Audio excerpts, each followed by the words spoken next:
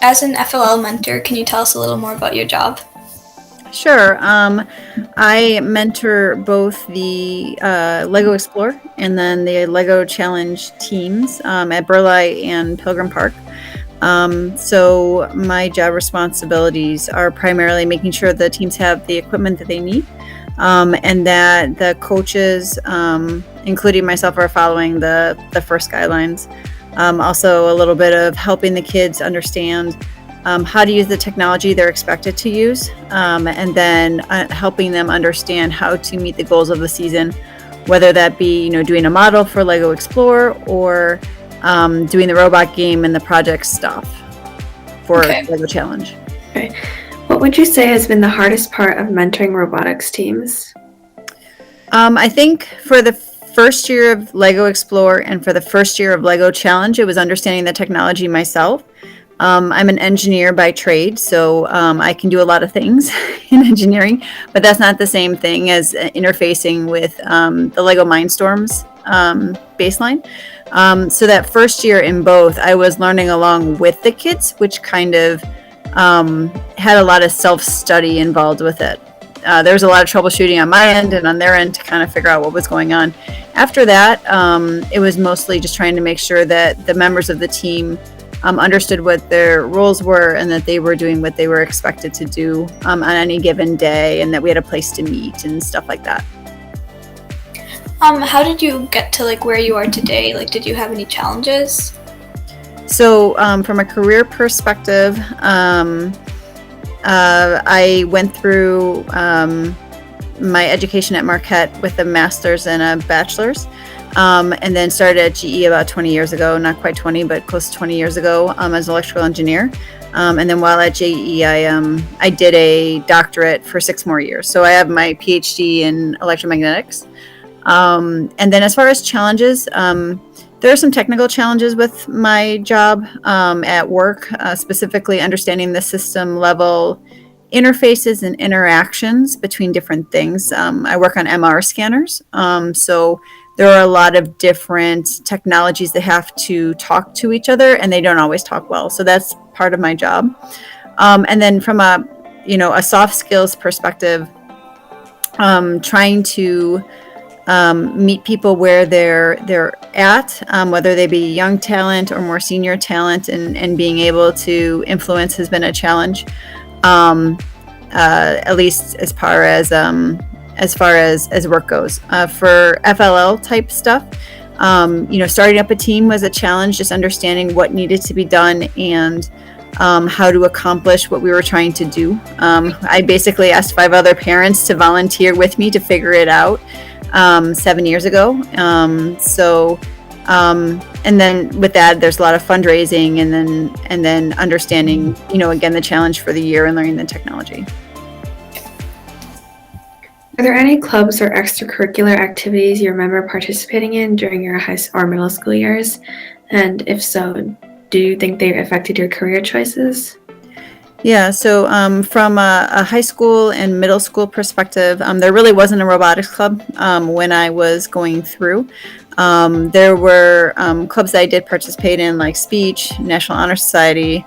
Until I was in college, I twirled baton with a group, and from that experience, I learned, what I wanted to do for later had to involve teams and working as a team to accomplish a goal. So I would say that was probably my most formative experience. And then, I did some individual stuff like piano and stuff like that. But, and piano is one of those things where you kind of have to practice and practice and practice and practice until you get it perfect. So I think that along with the baton aspect, built some tenacity and some resilience over time. Okay. Do you have any tips for girls aiming to go into the STEM field or any leadership positions? Yeah, so I think what's important is to try to take the opportunity to actually be out front and lead. What I've found is that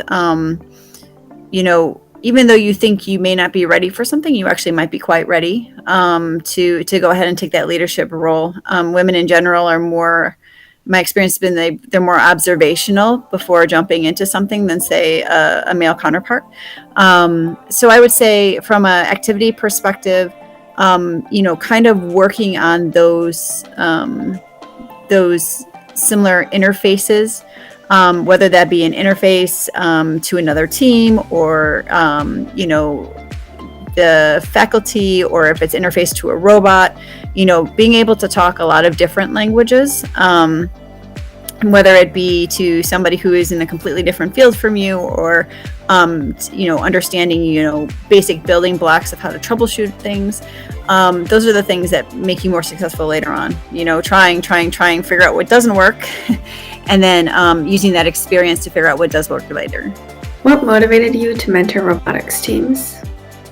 We had tried to do some things with my son through Burleigh, and it was very prescriptive, like do this, then do this, then do this. And I knew that from a STEM perspective, a lot of the learnings come in actually, having something fail, and then having to fix it, or doing those kind of team-based things. So I think the big thing that for me getting into STEM was just the STEM, like FLL, and the first group was, I was looking for that experience for my son. I couldn't find it through the traditional offerings, and I decided that I was going to take the initiative to start up the program in Burleigh.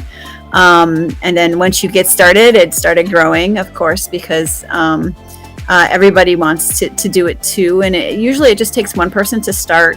What I found is it takes one person to start and to take the initiative to try it. And then others will follow. And that's kind of why we ended up with 35 kids in the program this year. Started from 6, right? So, we've got plenty of students who are active in the program, and we even started a second FLL team on the north side this year as well. So I think taking some of the mystery out of it helps grow the program. In your experience, what has STEM been like for girls?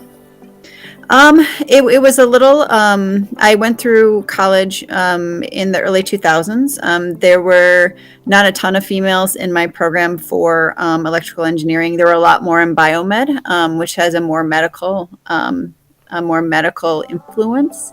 So I was probably one of three in my class. And once you get into college or into the STEM field, there really isn't too much difference between one person or the other, if they know the material or they don't, right? So school is kind of a big equalizer. Either you know the material or you don't, and the female versus male doesn't really make any difference. So that kind of was a bit of a shock once I went into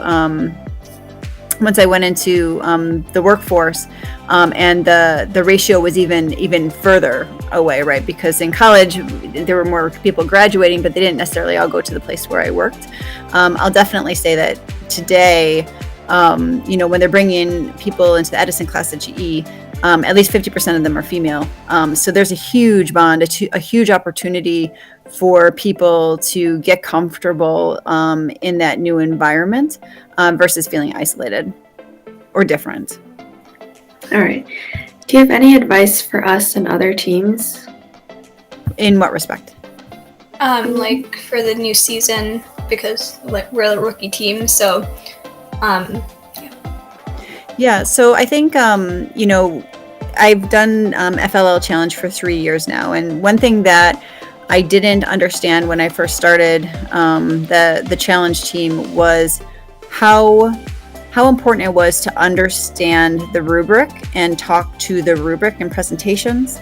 How important it was to understand how whatever project you have to do for your effort applies past the project. So what is the impact of what the kids are doing? How can they spin that off into some actionable thing, even if they can't build it and productize it, right? So from a robot game perspective, I think that trying to set a goal of, I'm not exactly sure FTC has points, but in challenge there are points. So the first year, the team collectively set a goal that they were going to make 250 points. The second year, they said they were going to make 350 points. And this year, they're trying to make 450 points. So I think as you become more familiar with the game, you can set more aggressive goals, but having a goal period for the team to wrap themselves around is hugely beneficial and can be hugely motivating when stuff doesn't work. It kind of keeps you motivated and interested in continuing when things get hard. And in every season, whether you're in Explorer or you're in Challenge, and I'm assuming in FTC or in robotics, something will break or something will go wrong or somebody will have a bad day or whatever it is.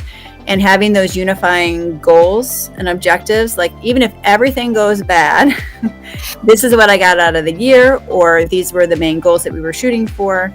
If you have that true north, it actually helps you get to the end. And we haven't been in a situation yet where we didn't meet those goals, even if they were aggressive to start. Okay, thank you. Do you have any things that impacted your career choice, any reasons why you chose to go into engineering? Yeah, so my dad was an electrical engineer at Baxter, working on infusion pumps. And so when I was younger, he would just take us to work. That was a huge influence because, in that time, nobody was really taking their 5-year-old daughter to see, the EMC lab or to see the pumps, and he would bring stuff home and he'd be working on it. And and he would go to conferences and that sort of thing. So I think exposure at an early age was huge for me. Okay. And as a woman in STEM, is there any other things you'd like to say to girls, just to have them keep trying? Yeah, I think that, to be in STEM, you have to be interested in discovering. If you're not motivated by figuring out why, it's going to be hard to stay in a pure STEM field, because the technology that I'm working on now is much different than the technology when I came straight out of college, which was certainly different than the technology when I was growing up and watching my dad do what he was doing. So I think that, the need to continue to learn and be current in your field and to reach out to others and to understand what they know and how that can, augment what you know too. I think that especially in FLL, that spirit of cooperation is important. And you'll find in industry that spirit of cooperation isn't always there. But if you can bring that to the table, it's a huge win for you, your team, and then also the other team as well, to share ideas across. So I think that certainly FLL and FIRST is on to something with some of the different things that they're teaching. But yeah, I would say discovery. If you lose your interest in discovering new things, it'll be difficult to stay in a STEM field. So that thrill of learning something new, or that aha moment of I troubleshot this and it finally worked, or whatever it might be, it would be difficult to, once you lose that fire, it's difficult to continue in the same role that you were before.